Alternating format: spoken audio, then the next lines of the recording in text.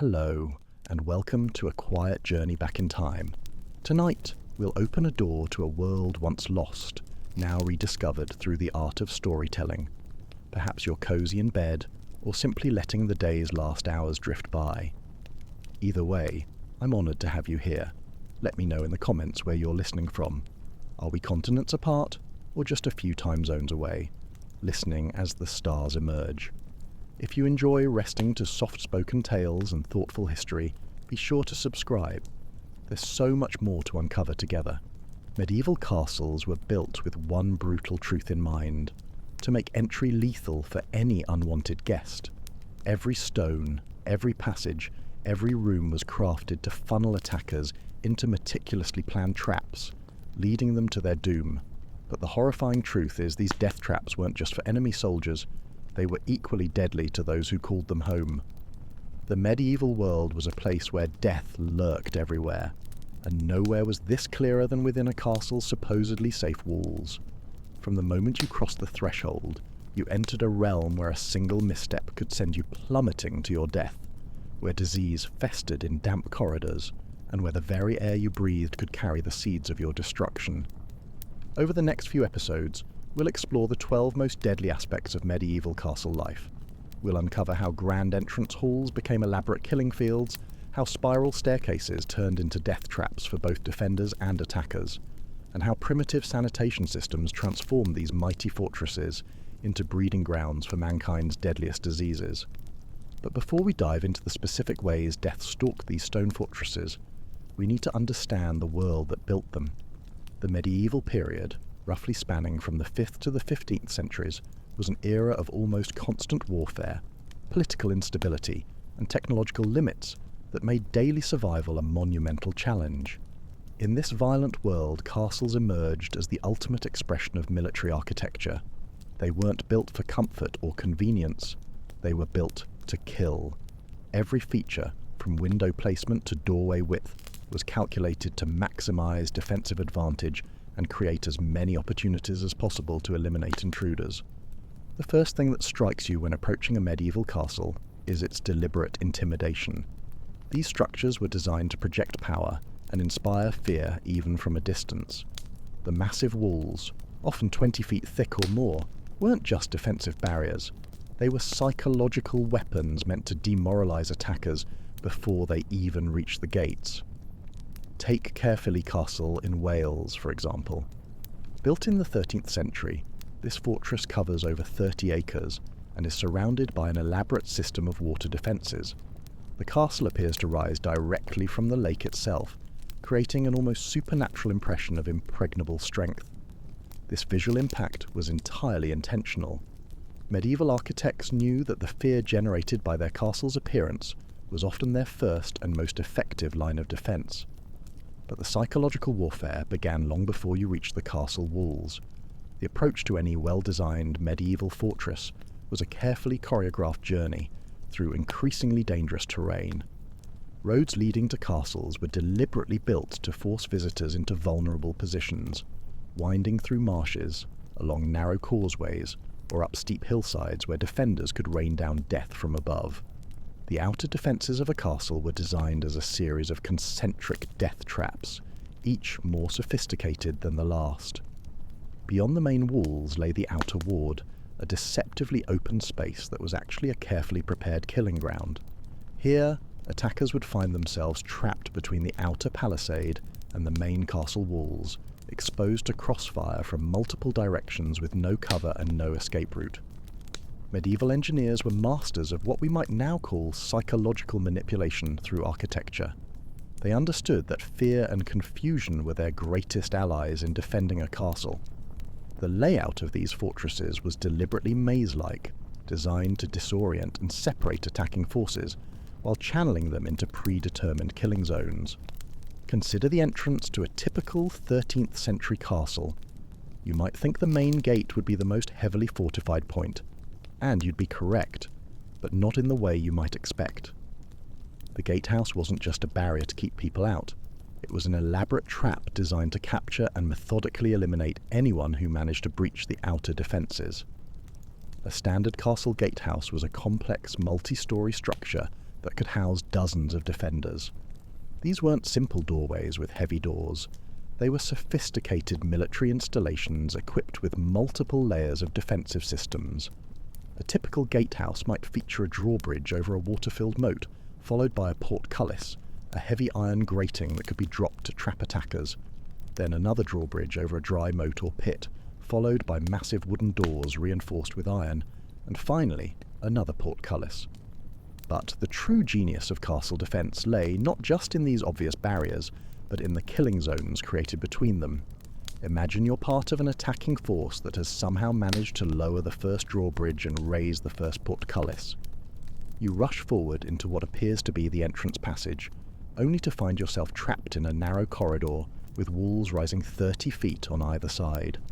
Above you, defenders peer down through murder holes, openings in the ceiling through which they could drop boiling oil, molten lead, or simply large stones onto your head. The term murder hole isn't some dramatic modern invention. It's a translation of the medieval French meurtrière, which literally means place of murder. These openings were strategically positioned throughout castle gatehouses and corridors, creating overlapping fields of fire that made it virtually impossible for attackers to advance without suffering catastrophic casualties. Medieval castle designers had studied the art of killing with the same dedication that modern engineers study aerodynamics or structural integrity. They understood that the key to effective defense wasn't just building thick walls. It was creating situations where attackers would be forced into positions where they could be eliminated systematically and efficiently. The barbican, an outer gatehouse structure that became common in the 13th and 14th centuries, represents perhaps the pinnacle of this philosophy. A barbican was essentially a fortified funnel that forced attackers to approach the main gate along a predetermined path, while being subjected to constant fire from multiple directions. The walls of a barbican were built at angles that eliminated any possibility of finding cover, while the narrow passages ensured that attacking forces would be compressed into dense formations that made them perfect targets for medieval artillery. One of the most sophisticated examples of barbican design can be found at Warwick Castle, where the approach to the main gate forces attackers to make a series of turns while being overlooked by no fewer than 6 separate defensive positions. Each turn in the path was designed to present attackers with a new threat, while preventing them from seeing what lay ahead. This wasn't just military architecture, it was psychological warfare expressed in stone and mortar. The designers of these fortresses understood that an enemy's imagination could be just as effective a weapon as any sword or crossbow. By creating approaches that were clearly dangerous but whose specific threats remained hidden, they forced attackers to confront not just physical obstacles, but the constant fear of unknown perils waiting around each corner. But perhaps the most insidious aspect of medieval castle design was how these death traps affected the people who actually lived within the walls. While much attention has been paid to how castles defended against external threats, the daily reality of life inside these fortresses was often just as deadly as any siege. The same architectural features that made castles effective military installations also made them incredibly dangerous places to live. The narrow, winding staircases that confused attackers also made it easy for residents to take fatal falls, especially in the dark corridors lit only by flickering torches. The thick walls that provided protection from enemy artillery also created a damp, poorly ventilated environment that was perfect for the spread of disease. Medieval record-keeping, while not always comprehensive, offers glimpses of just how deadly castle life could be for its inhabitants.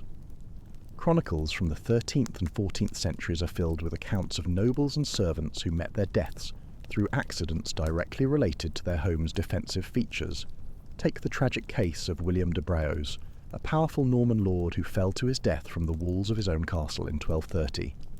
According to contemporary accounts, William was inspecting the defences of Bramber Castle in Sussex when he slipped on the narrow wall and plummeted 40 feet to the courtyard below. The same battlement designed to provide a secure firing position for archers became a death trap for the castle's own lord. Such accidents were far from rare.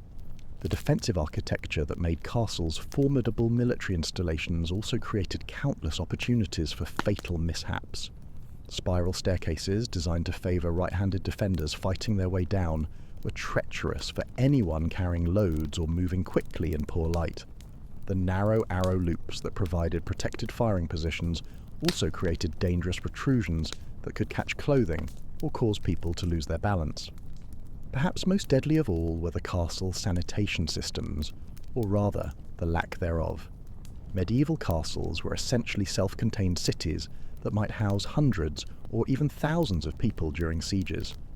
The waste produced by this population had to go somewhere, and the solutions devised by medieval engineers, while ingenious for their time, created perfect conditions for the spread of deadly diseases. The typical castle latrine, known as a garderobe, was built into the thickness of the castle walls and discharged directly into the moat or onto the ground outside the walls. While this system had the advantage of being simple and requiring no maintenance, it also meant that the castle's water supply was constantly being contaminated by human waste. During sieges, when the castle population swelled and water sources became limited, these conditions became breeding grounds for cholera, dysentery, and typhoid fever.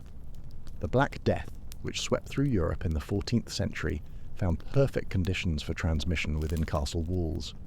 The crowded, poorly ventilated conditions, combined with primitive sanitation and the presence of rats and fleas, meant that once plague entered a castle, it could spread through the entire population within days.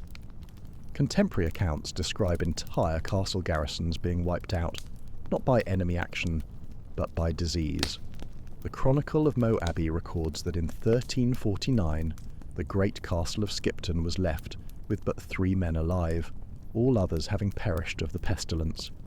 Similar accounts can be found throughout medieval Europe, testament to how the very features that made castles militarily effective also made them perfect environments for epidemic disease.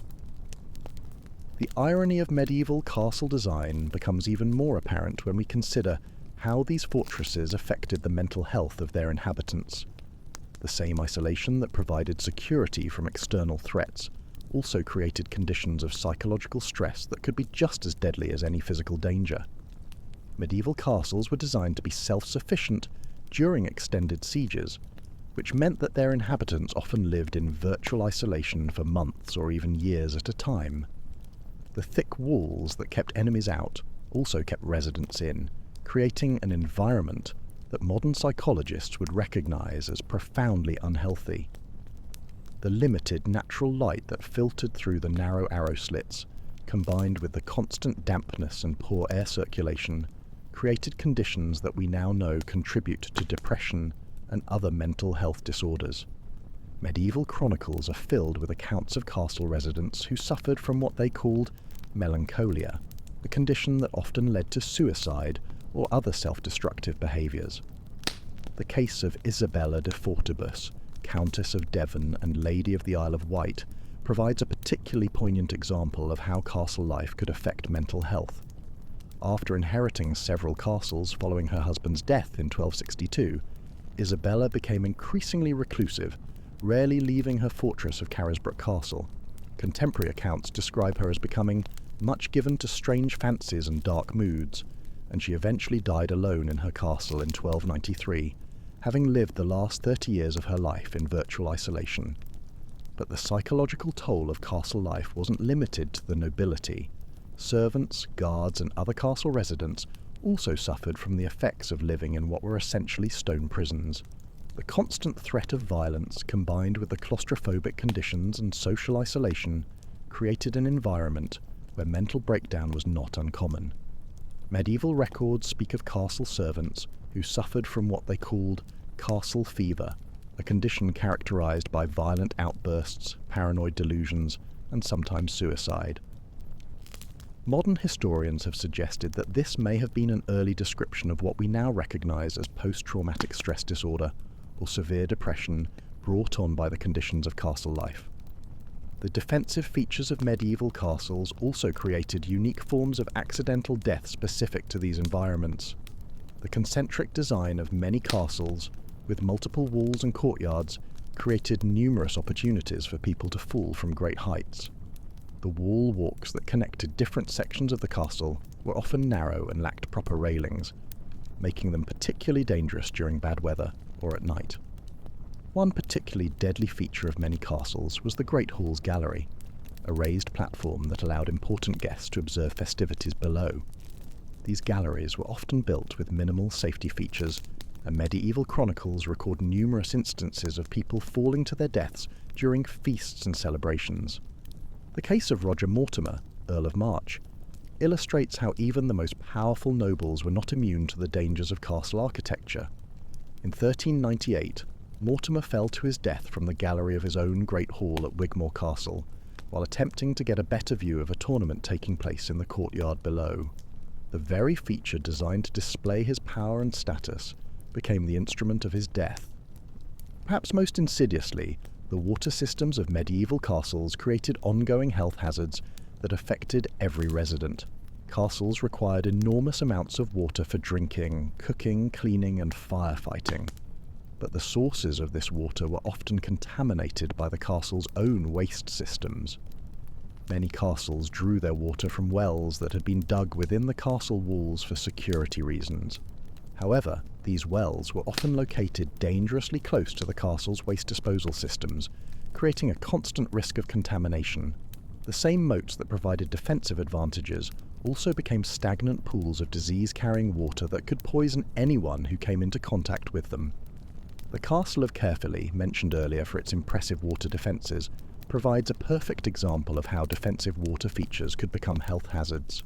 The elaborate system of lakes and channels that made the castle nearly impossible to attack also created perfect breeding grounds for mosquitoes and other disease-carrying insects. Medieval records show that the castle's garrisons suffered from regular outbreaks of marsh fever, almost certainly malaria transmitted by mosquitoes breeding in the stagnant water. As we've seen, medieval castles were indeed death traps, but not always in the ways their builders intended. While these fortresses were certainly effective at keeping enemies out, they were equally effective at trapping their own inhabitants in environments hostile to human health and safety. The thick walls, narrow passages, and defensive features that made castles militarily formidable also made them perfect environments for accidents, disease, and psychological breakdown. The very isolation that provided security also created conditions of stress and deprivation that could be just as deadly as any enemy sword. In our exploration of why medieval castles were death traps, we've only begun to scratch the surface of the dangers that lurked within these stone fortresses. The entrance halls and outer defences we've examined today were just the beginning of a castle's deadly features. The spiral staircases that wound through castle towers, the great halls where nobles feasted and plotted, the kitchens where massive fires created constant hazards, and the dungeons where prisoners faced unimaginable horrors. Each of these spaces presented unique and deadly challenges to anyone who entered them. The medieval world was a dangerous place, and the castles that dominated its landscape were perfect reflections of that danger. Built in an age when violence was commonplace and human life was cheap, these fortresses prioritized military effectiveness over human comfort or safety. The result was a form of architecture that was as deadly to its inhabitants as it was to its enemies. As we continue our journey through the deadly secrets of medieval castles, we'll discover that these stone fortresses were not just military installations or noble residences. They were complex machines designed to control, intimidate, and, when necessary, kill. Every stone was placed with purpose, every passage designed with deadly intent, and every room constructed to serve the brutal realities of medieval warfare. The next time you visit a medieval castle and admire its impressive architecture, remember that you're looking at one of history's most sophisticated instruments of death. Behind every beautiful arch and imposing tower lies a dark history of violence, disease, and accidental death that claimed countless lives over the centuries these fortresses stood guard over the medieval world. The unseen killers, structural flaws, and primitive materials. Beyond the direct dangers of falling stone, disease, and structural collapse, medieval castles harboured more subtle yet equally deadly threats rooted in their very design and the limitations of the age. One such pervasive danger was the poor quality of building materials and construction techniques. The mortar binding those massive stone blocks together was often mixed with whatever materials were readily available. Lime, sand, and water formed the basic recipe, but desperate builders frequently added organic matter like animal hair, blood, or even human waste to strengthen the mixture. Over time, this organic material would decay, creating pockets of weakness that could cause entire sections of wall to crumble without warning. Such collapses, whether sudden or gradual, posed an existential threat to anyone below or living within the affected section of the castle. The relentless forces of gravity, wind and rain constantly probed these weaknesses, making every passing storm a potential harbinger of disaster. The integrity of the very fabric of the castle was, in many cases, fundamentally compromised from day one. The stones themselves told their own grim tale. Quarried from local sources, they were often of inconsistent quality and composition. Some were porous and absorbed moisture like sponges, expanding and contracting with the seasons until they cracked and split. Others contained iron deposits that would rust over time, staining the walls with streaks of red that looked disturbingly like dried blood. When these iron-rich stones finally gave way, they could send cascades of razor-sharp fragments raining down on anyone unlucky enough to be below. The lack of standardized building codes or sophisticated geological surveys meant that builders relied on local stone, often without fully understanding its long-term durability or susceptibility to erosion and decay. This gamble with foundational materials meant that many castles were, from their very inception, ticking time bombs of structural failure, waiting for the right combination of weather and age to reveal their deadly secrets. The wooden elements within castle walls presented their own catalogue of horrors. Massive oak beams, some weighing several tons, were held in place by primitive joinery techniques and iron fittings that corroded over time. When these supports failed, they didn't fail quietly. They came crashing down with bone-crushing force, often triggered by nothing more than a strong wind or the vibrations from heavy footsteps above. The Great Hall of Kenilworth Castle still bears scars from one such collapse in the 14th century, when a supporting beam gave way during a feast, killing 12 guests instantly. The continuous flexing and settling of these enormous timber structures under immense loads led to constant stresses, weakening joints and loosening pegs over decades until an inevitable and catastrophic failure occurred, often with little to no warning, turning a celebratory space into a scene of unimaginable tragedy. But perhaps nowhere were the structural dangers more concentrated than in the castle's towers. These soaring monuments to medieval ambition were essentially vertical death traps, their spiral staircases winding upward in an endless helical nightmare. The steps themselves were carved from stone, but decades of foot traffic, often by hundreds of individuals in heavy boots, had worn them smooth and treacherous. In wet weather, or when covered in mud from outside, they became as slippery as ice. The medieval chronicler Matthew Paris recorded one particularly gruesome incident at the Tower of London, where a guard carrying a torch slipped on the rain-slicked steps and tumbled down 3 full flights, his burning torch setting fire to the rushes scattered on the landing below. The tight, winding nature of these staircases, combined with the lack of handrails, inconsistent step heights, and the perpetual gloom, made them treacherous navigation hazards for everyone, from armoured knights to humble servants carrying heavy loads, turning every ascent and descent into a dangerous test of balance and luck. The narrow windows that punctuated these towers, designed to admit just enough light to see by, while remaining defensible, created their own hazards. Children and small adults could easily slip through the wider arrow slits, plummeting to their deaths on the unforgiving rocks below. The window seats carved from the same stone as the walls were positioned at exactly the wrong height to provide safety, too low to serve as proper barriers, too high to step over easily. They became stumbling blocks that sent countless castle residents tumbling backward into empty air. These openings, while critical for defense against external threats, were fatal flaws in terms of everyday safety, a grim testament to the absolute prioritization of military function over human well-being. Even the act of gazing out could lead to a swift and brutal demise. Hidden perils, water, fire, and the everyday environment. Even the castle's water systems, essential for survival during sieges, harboured deadly secrets. Wells were often dug so deep that their sides became unstable, collapsing without warning and entombing anyone unlucky enough to be drawing water at the time. The elaborate systems that collected rainwater from the castle's roofs became breeding grounds for mosquitoes and other disease-carrying insects, introducing new vectors for illness. Worse still, these standing pools of water often became contaminated with the decaying corpses of birds, rats, and occasionally human remains that had fallen from the battlements above. The lack of modern plumbing meant water had to be transported manually, often in heavy buckets up multiple flights of stairs, creating additional opportunities for falls, muscle strains, and injuries in the process. Each journey for water was a small, potentially fatal expedition. The castle's kitchens, located in separate buildings or the ground floor to reduce fire risk, presented their own unique dangers. The massive open hearths roared with flames that could reach temperatures exceeding 1,000 degrees Fahrenheit, their hungry mouths demanding constant feeding with timber and charcoal.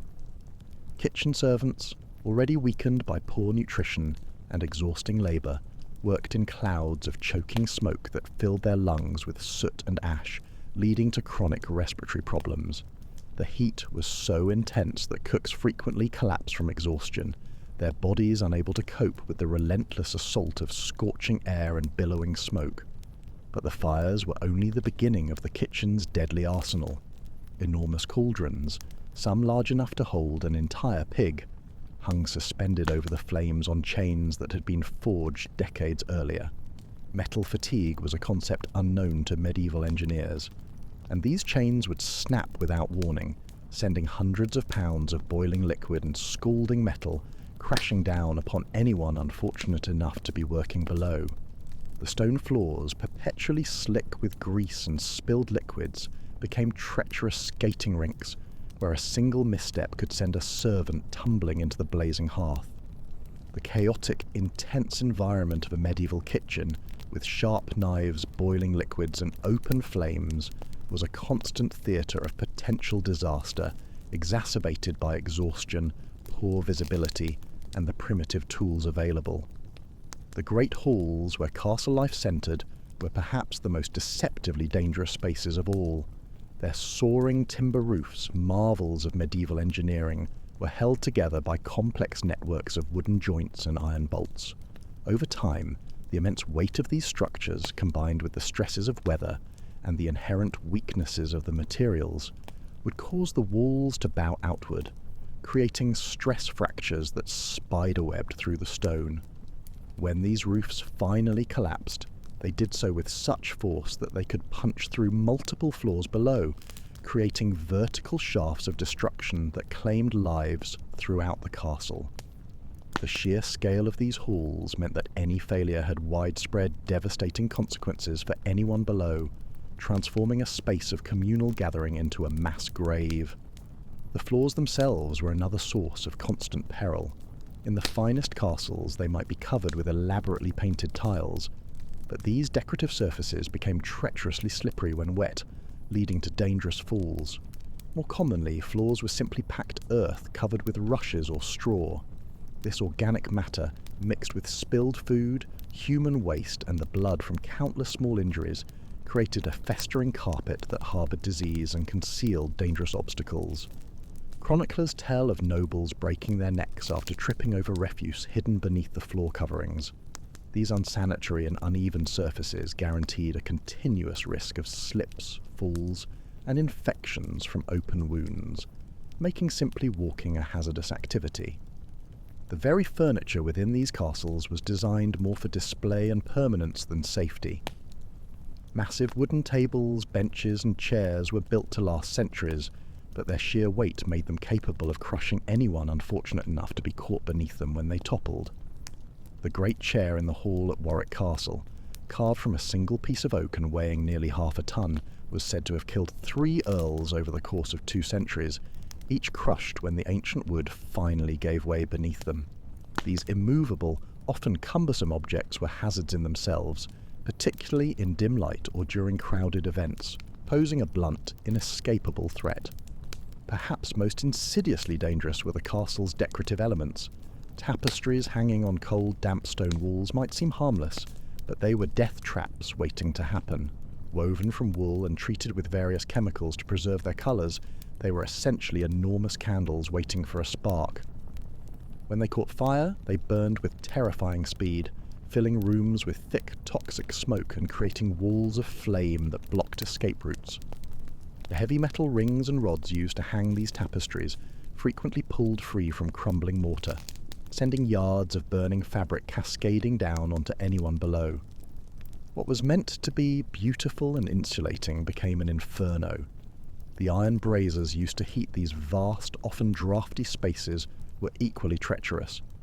Filled with glowing charcoal or burning wood, they gave off deadly carbon monoxide in poorly ventilated rooms. Castle dwellers would simply fall asleep and never wake up, victims of an invisible killer that left no trace, a silent asphyxiation in their own living quarters. The braziers themselves, often standing on 3 or 4 unstable legs, were notoriously wobbly. A careless bump or a warped leg could send burning coals scattering across wooden floors or into piles of straw bedding, sparking yet another fire hazard and a potential catastrophe. Even the most basic activities of daily life were fraught with danger in these stone fortresses. Climbing stairs in the dark was a nightly gamble with death, as the uneven steps worn by centuries of footsteps and low ceilings created a perfect storm of hazards. The narrow corridors that connected different parts of the castle were often pitch black, forcing residents to navigate by feel along walls that might conceal sharp projections, loose stones, or sudden openings that led to fatal drops. A simple trip or stumble in these unlit labyrinths could easily prove fatal, leaving broken bones or a broken neck in the darkness. The seasonal changes that brought relief to those living in the countryside only intensified the dangers within castle walls. Winter ice made every surface treacherous, turning courtyards and wall walks into dangerous skating rinks. Spring thaws could cause catastrophic structural failures as frozen mortar expanded and contracted, dislodging stones.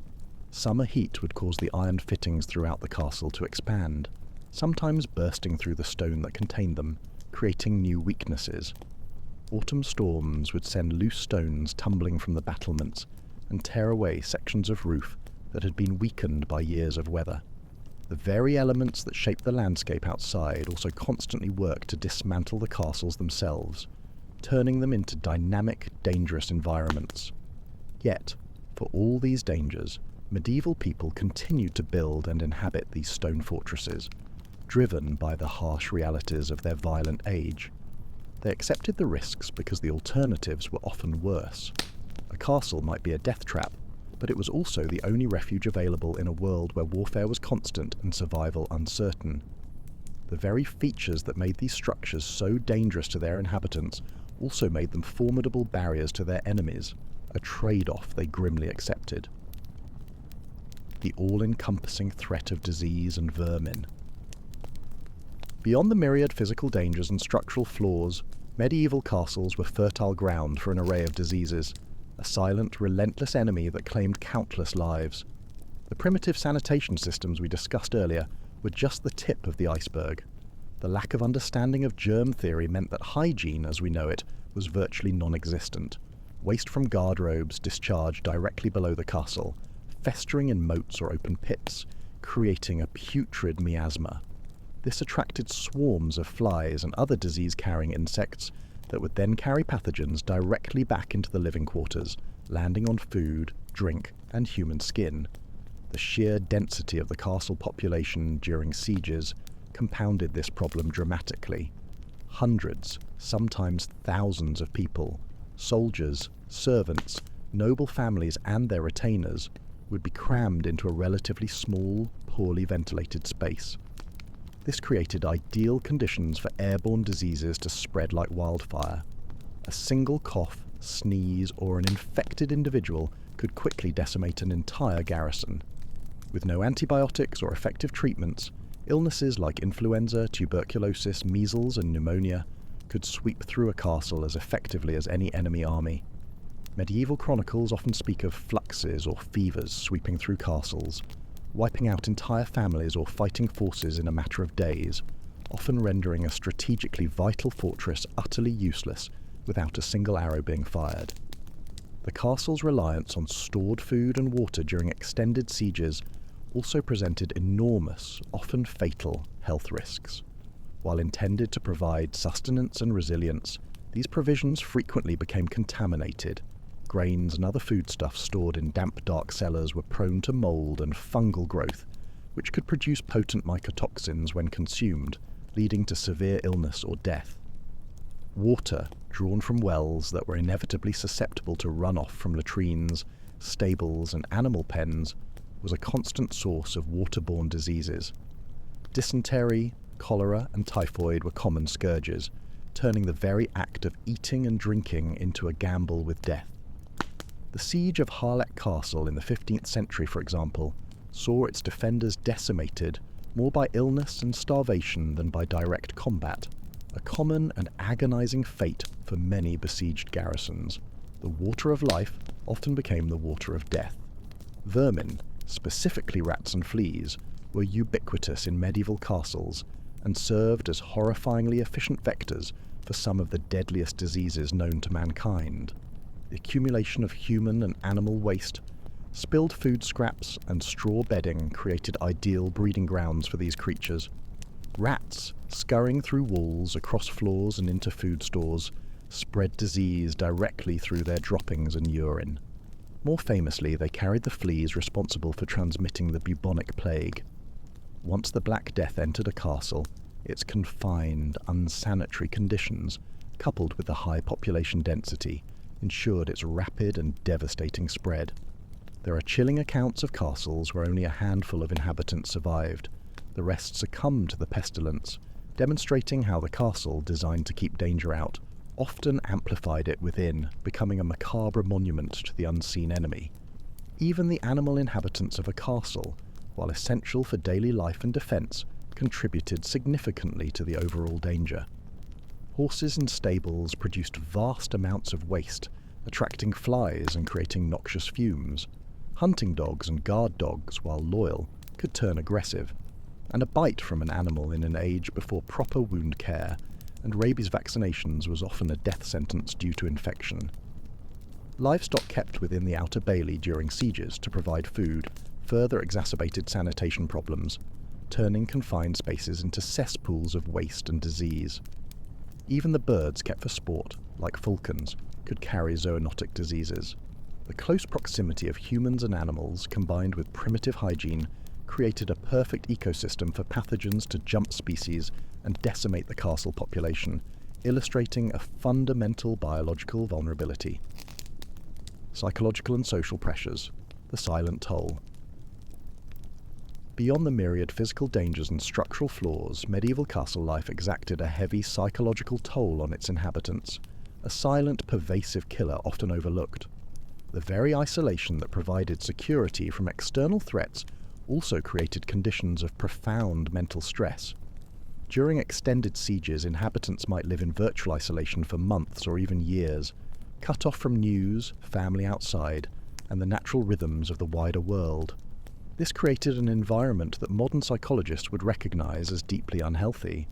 The thick walls that kept enemies out also kept residents in, fostering a suffocating sense of claustrophobia and extreme deprivation of sensory and social stimulation.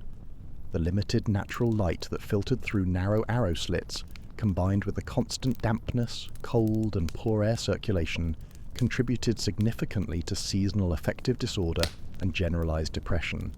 Medieval chronicles are filled with accounts of castle residents suffering from what they called melancholia, a condition often leading to despair, reclusiveness, and even self-destructive behaviours, including suicide.